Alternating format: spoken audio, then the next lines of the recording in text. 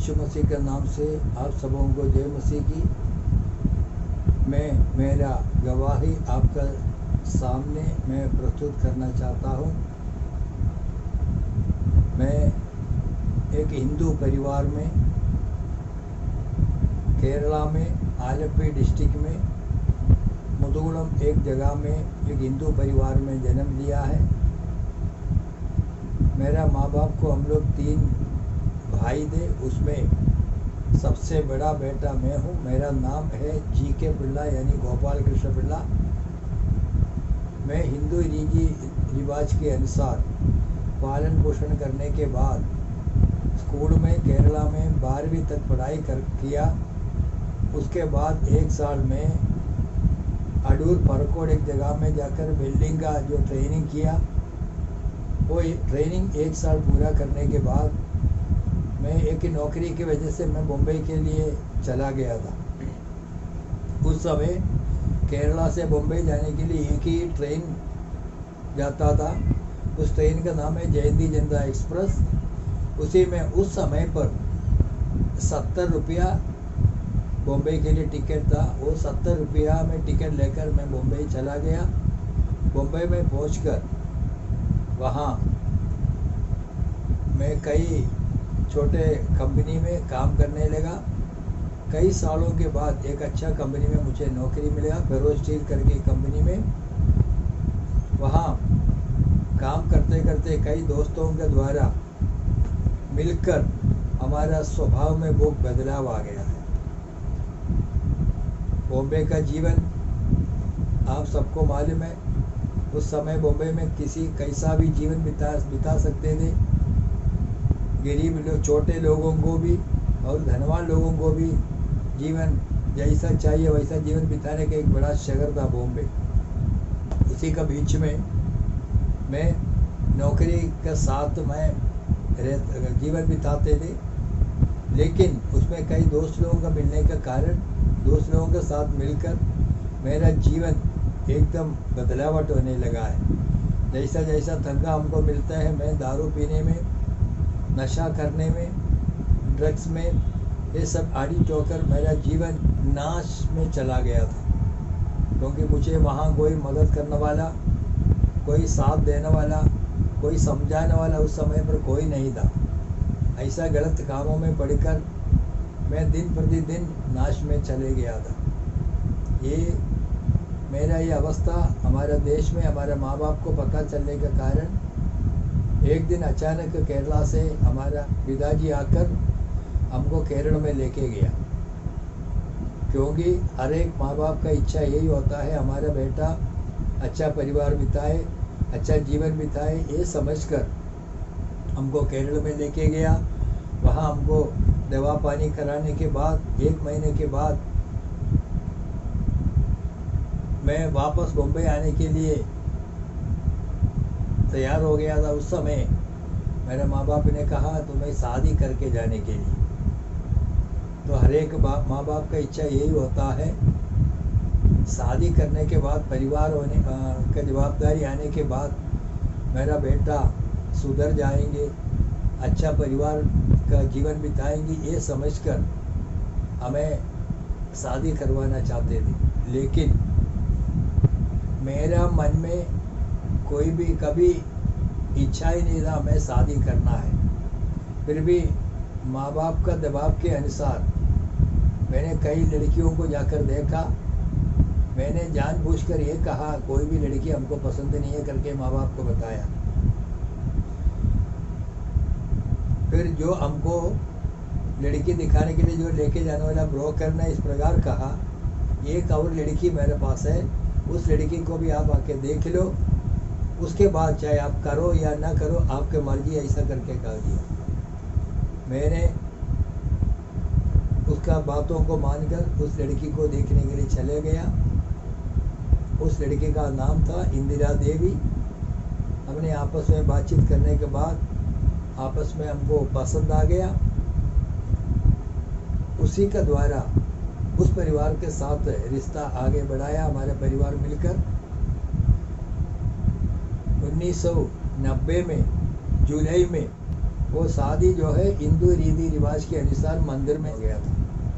शादी करने से पहले उस लड़की उत्तर प्रदेश सरकार में हॉस्पिटल में नर्स का काम करते थे। शादी होने के बाद हम दोनों यूपी में चले आया।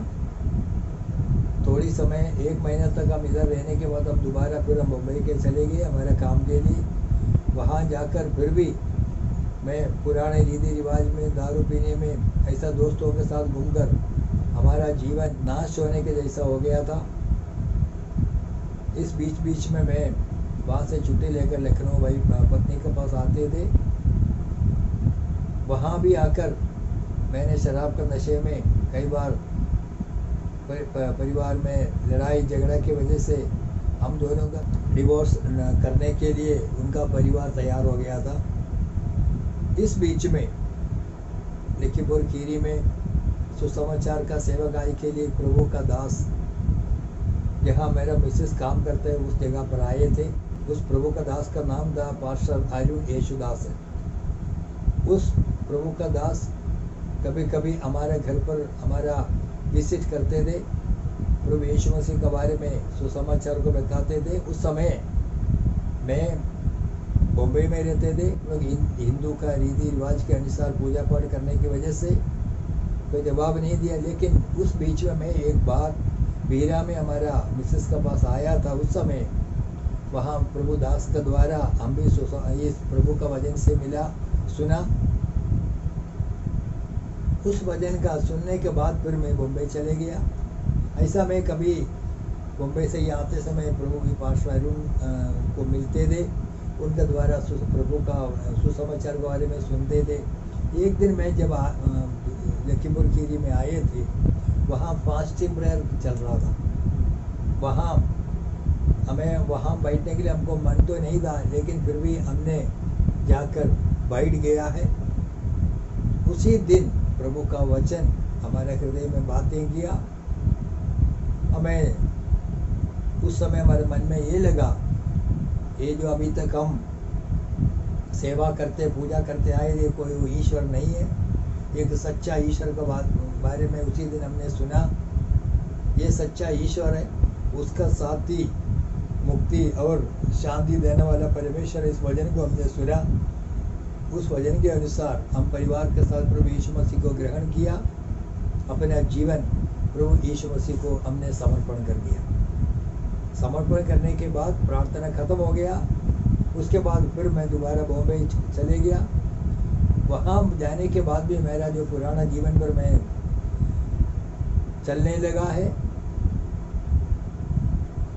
ऐसा कभी कभी यहाँ आने के बाद एक दिन मैं दोबारा एक बार आया, तभी यहाँ एक मीटिंग चल रहे थे। उस मीटिंग में हमने प्रभु यीशु मसीह का सेवा करने के लिए मैं और मेरा परिवार ने समर्पण कर दिया। इसके अनुसार हमने 1993 में हमारे नौकरी हमने छोड़कर प्रभु यीशु मसीह का वचन सीखने के लिए जाने के लिए मन लगाया। उस समय लखनऊ में असेंबलीज ऑफ गॉड के जरिए एक साल का ट्रेनिंग सेंटर पर शुरुआत हो रहे थे। उसमें हमने 1 साल ट्रेनिंग सीखने के लिए हम चले गया। लेकिन वहाँ उस सेंटर में मैंने 1 साल पूरा नहीं कर पाया। 7 महीने के बाद मैं वापस आ गया। वापस आकर एक प्रभु का दास का साथ मिलकर मैं सेवकाई कर रहे थे। उसी के साथ मेरा 3 साल में BTS का कोर्स करने के लिए हमें मौका मिला। उस समय मैंने यूपी में एक जिला है हरदोई, वहाँ एक बाइबल कॉलेज है असेंबलीज ऑफ गॉड का। वहाँ जाकर मैंने 3 साल का बाइबल अध्ययन BTS का डिग्री लिया है। 2004 में उसमें मैं ग्रेजुएट होकर यूपी का कई जिलों में मैंने प्रभु का सेवा के लिए चले गया। कई जिलों में प्रभु का सेवकाई करते हुए 2007 में हमें गाजियाबाद डिस्ट्रिक्ट में प्रभु ने लेकर आया। उसमें हमारा मिसेस का ट्रांसफ़र का वजह से हमें गाजियाबाद आना पड़ा। मैं विश्वास करता हूँ ये एक प्रभु का बड़ा योजना थी। हमें गाजियाबाद में लेकर आया, प्रभु ने हमें बहुत ऐसे आशीषित किया। इस गाजियाबाद में आने के बाद हमने प्रभु का दया से यहाँ सेवकाई करते हुए एक छोटी कलीसिया स्थापित किया है। अभी हम परिवार के साथ गाजियाबाद लाजपत नगर में सईबाबाद में IPC नॉर्थन रीजन के अंडर में एक कलीसिया में हम सेवकाई करते हैं। प्रभु ने हमें बहुतायत से हमें आशीष दिया है। मेरे प्रियो, मेरा गवाही सुनने वाला हर एक भाई बहनों से मैं ये कहना चाहता हूँ, जो परमेश्वर हमें बचाया है, जो परमेश्वर हमें मुक्ति दिया है, जो परमेश्वर हमें आशीष दिया है, उस परमेश्वर का नाम है प्रभु यीशु मसीह। वो प्रभु यीशु स्वर्गीय महिमा को छोड़कर मानव जाति को बचाने के लिए, मानव जाति का हर एक पापों को मुक्ति देने के लिए, छुटकारा देने के लिए इस धरती पर आ गया और सारे पापों को अपने ऊपर लेकर कालवरी क्रूस पर मारा गया, गाड़ा गया और वो तीसरे दिन जी उठा, क्योंकि वो जीवित परमेश्वर था। उसको मृत्यु तक दबा नहीं सका। वो जी उठकर अभी पिता की दाहिनी ओर बैठकर हमारे लिए निमंत्रण और विनती कर रहा है। वो परमेश्वर, जो परमेश्वर हमें बचाया, हमें आशीष दिया है, वो परमेश्वर आपको भी बचाने के लिए योग्य परमेश्वर है। हम जहाँ भी बैठे हो वहाँ बैठकर हमें उद्धार और मुक्ति के लिए, हे प्रभु मैं एक पापी मनुष्य हूँ, मेरे पापों को क्षमा करे, इतना कहने से परमेश्वर हमारा एक पापों को हमें मुक्ति देने वाला परमेश्वर, क्योंकि परमेश्वर का वचन में इस प्रकार लिखा हुआ है, पाप तुम्हारा पाप कितना भी लाल रंग का क्यों न हो, वो हिम का समान श्वेत करेगा। ये परमेश्वर का वादा है। हमारा पाप कितना भी छोटा हो, हमारा पाप कितना भी बड़ा हो, जिस दिन हम परमेश्वर के हाथों पर अपने जीवन को समर्पण करेंगे, उसी दिन हमारा पापों को परमेश्वर क्षमा कर देता है, हमारे पापों को परमेश्वर ढांप देता है। देखिए, हमें इस दुनिया पर हर एक लोग हमें त्याग दिया था, लेकिन परमेश्वर हमें उठाया, हमें बुलाया, हमें आशीषित किया। यहाँ यूपी से हमें गाजियाबाद में लेकर आकर हमें सब कुछ परमेश्वर ने आशीष दिया है। हमें मकान दिया, हमें गाड़ी दिया, सुंदर 2 बच्चे को दिया। मेरा बड़ा बेटे का नाम है ये भी, वो अभी MBA पढ़ाई के साथ एक IT कंपनी में नौकरी भी कर रहा है, और दूसरा बेटी है, उसका नाम है विद्या, वो BSc नर्सिंग में मेरठ में वो 3rd ईयर में वो पढ़ाई कर रहा है। और हालेलुया, परमेश्वर हमें सब कुछ आशीष दिया है। वो परमेश्वर आपको भी आशीषित करेंगे। वो परमेश्वर को पाने के लिए हमें कहीं भी जाने की ज़रूरत नहीं है।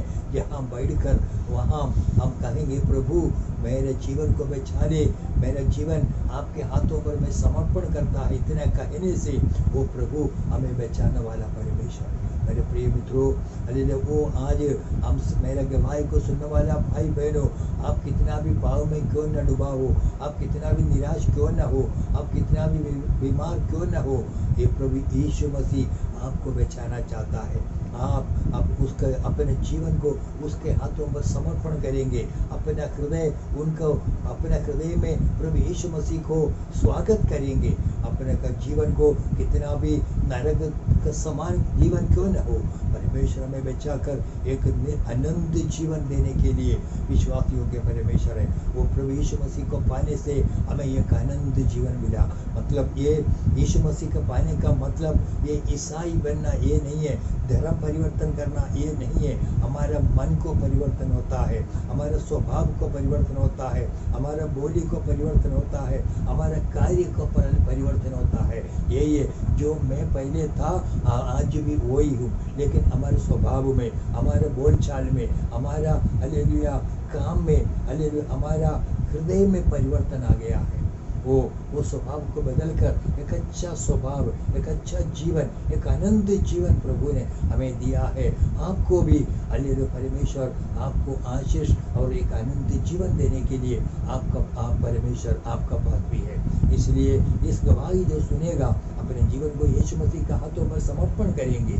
मेरे प्रिय मित्रों, जैसा मुझे एक आनंद जीवन दिया है वो आप भी पा सकता है। इसीलिए अपने जीवन को यीशु मसीह का हाथों पर समर्पण करें और अनंत जीवन पाकर अपने पारिवारिक जीवन खुशी से आनंद के साथ आगे जीवन बिताने के लिए आपको प्रभु मदद करे। इतना कहकर मैं मेरे गवाही को यहाँ समाप्त करता हूँ। आप सबको नियम